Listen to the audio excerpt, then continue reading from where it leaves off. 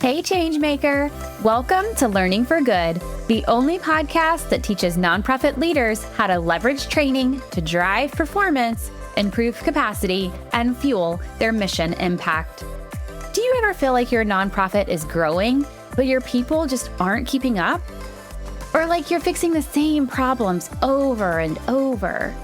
Do you wonder how to build confident, capable staff who know how to lead, not just execute? If we haven't met yet, I'm Heather, and I know how hard it can feel to get people to do what's expected of them. Trust me, I have 3 kids. I've tried telling people what to do and how. I've tried the traditional training approaches, and I realized that just doesn't work. And that's when I started researching what does work. Now, I help mission-driven leaders use learning to drive performance, build capacity, and make change that lasts.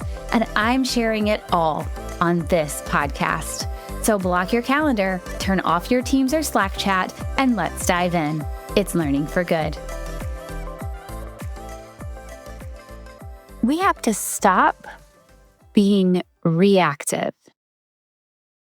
Proactive beats reactive every time. I was texting with some friends a few weeks ago, and I mentioned that I needed to do my grocery pickup. That led us to talk about the price of groceries, as every middle-aged mom does. But in this conversation, I was able to share my exact routine for groceries. When I go, where I go, and how much I spend each week. If we had been in person, I would have had to pick some jaws up off the floor. I have a plan for my groceries. Every other Friday morning, I place my order in the grocery store app and schedule for pickup after school because the store is near the school. I know generally what I buy every single time and how much it will cost me. On the opposite Fridays, I have a larger grocery need. So we do Costco and a different grocery store because it's near the Costco. And I know what I buy in bulk. And I know what I can get cheaper at this grocery store versus the one by the school. And I plan accordingly. It's efficient. It's effective. It works because I have a plan. If I didn't have a plan, I would be reacting throughout the week. Okay, picture it with me. I want to make pasta for dinner, but I don't have pasta. So I run to the store near my house and I buy pasta. But I'm hungry while I'm there, so I also pick up some cookies and maybe a few other things. A couple days later, I'm out of groceries again, so I order a pizza. And I throw in some garlic bread for good measure. And then I finally make it to the store the next day, but I don't have a list. I don't know what I need. So I spend a bunch of money and I get home and realize I'm still missing the necessities. I spend more money. It takes more time. And it takes far more mental energy, honestly. We do that at work too. We sit and we wait for our stakeholders to approach us. And then we react to their needs.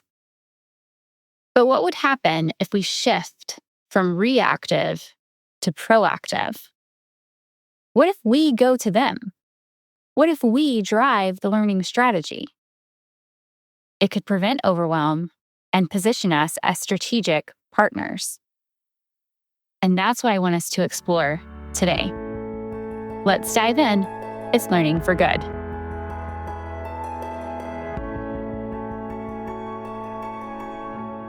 What happens when we stop being reactive and start driving strategy? In addition to minimizing our own overwhelm, it also opens up opportunities for us to align with executive priorities and business outcomes. It allows us to build stronger relationships with our stakeholders. We can take a diagnostic-first approach in L&D. And we can cultivate a nonprofit culture that thrives on learning and growth. So let's think about each of these benefits individually. When we are proactive, we can align with executive priorities and business outcomes. So again, instead of waiting on people to come to us, we align ourselves with them. We know exactly where the organization is headed and why. We know the strategic plan. We know the organization's goals. We know each department's focus. And we know how learning can support all of that. So we approach others in the organization and we share how we can help drive outcomes. We're specific. We're using their language, not learning lingo. So what does that look like? Training can impact mission-critical strategies like program delivery, donor retention, and fundraising results. But it also improves employee engagement, retention, customer service, and organizational capacity. When talking about the ROI of training, the value of what we provide, it's important to consider both how it impacts the organization and how it impacts the people inside of it.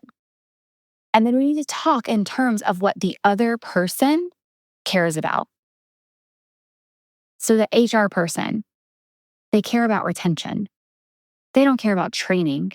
They care about how it's going to impact retention. The ops person, they might care about customer service. They don't care about training. They care about how it's going to benefit customer service. The program leader, they care about delivery. They care about quality. So they don't care about training. They care about how that training is going to impact the quality of program delivery. The CFO, they care about the numbers. They care about the budget. That's their responsibility. So we don't need to talk training.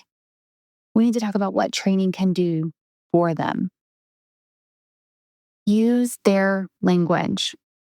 Talk about the cost of turnover and how training can help. Talk about the cost of risk and compliance failures and how training can help. Talk about underperformance and how training can help. Now, those were just examples. Your ops person might care about something completely different, right? If you aren't sure what someone cares about, ask them.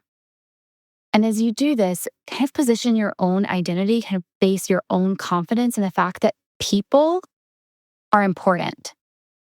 So if you're in staff development specifically, talent development specifically, people already account for a large percentage of your organization's budget, and it's everyone's responsibility to steward that investment. When you align yourself with others, you are helping to steward that investment. And when you can help them see what training can do for them, you're stewarding that investment. And they are too. So that's the first thing. The second thing that can happen when we stop being reactive, we start being proactive, we start driving strategy, we actually build stronger relationships with our stakeholders. Over time, as we get to know our stakeholders and we align ourselves with them, we build stronger relationships with them. This is huge because it's in that relationship that you can create change. You don't want to be seen as a content creator or a training factory, the person who makes the pretty presentations. You want to be seen as a change agent, someone who can help the other person meet their goals, the other team, the other leader. You want to be seen as the person who can help them meet their goals. You're a collaborative partner. And once we have this relationship and this respect, we can shift how people view training. It becomes easier to navigate stakeholder demands and to offer better solutions. And this happens. We know this happens. People come to us demanding things that aren't necessarily the right solution to their problem. We're brought in, we feel like, too late to the process to really influence it. So all of these things help better position us. Now, that takes time. So if you find yourself currently navigating stakeholder demands, I do have a few episodes on this exact topic. So I'm going to drop links in the show notes to a few different episodes: how to navigate stakeholder demands, how to disagree with your stakeholders, what it means to be a good partner in L&D, and 3 ways to turn your subject matter expert into your biggest asset. Those are going to help kind of just in time help you build these relationships and navigate some of those circumstances. But as we become proactive, we build these stronger relationships, we're going to face those situations less often. Now, a third benefit to being proactive is that we're able to take a diagnostic-first approach to training. So as this relationship blossoms, it gives us flexibility in how we work. Instead of demanding quick solutions that don't create change, our stakeholders begin coming to us, asking us to partner with them to solve problems. And when that happens, we can shift to a diagnostic-first approach to training. Not reactive, but strategic. So we can ask questions like, what's really happening right now? And what do we want people to do differently? We can identify whether that problem is a skill gap, a motivation gap, or a system or process gap. We can determine if training is the right solution or if there's something else that could solve it more quickly, more efficiently, and with fewer resources. And then we can use this information to design solutions that actually change behavior. All because we were proactive, not reactive. And as we do these things, as we start to act more proactively, as we're building these relationships, as we're aligning with our stakeholders, as we're having time and respect enough to start with the diagnosis rather than the solution, as we do these things, we cultivate a nonprofit culture that thrives on learning and growth. We create systems that support staff. We create clarity around expectations and performance. We close communication and leadership gaps. We build skills for now and for the future. We prompt accountability and support, all in ways that align with the organization's needs. And this continues to position us as a driver of organizational strategy, a collaborative partner, a must-have part of the team, not a nice-to-have. A leader, not a support function. We become change agents. I'll see you next time on Learning for Good. Hey friend, was this episode helpful for you? Did you like what you heard? Do you want more content like this? Here are 3 things you can do. Hit subscribe. Leave a review on Apple Podcasts or your podcast app of choice. Share this episode with a colleague. This means so much to me personally. I read every review, but it also helps me learn what content you like most so I can create more of what you want. All right, turn that Teams or Slack chat back on when you're ready, and I'll see you next time on Learning for Good.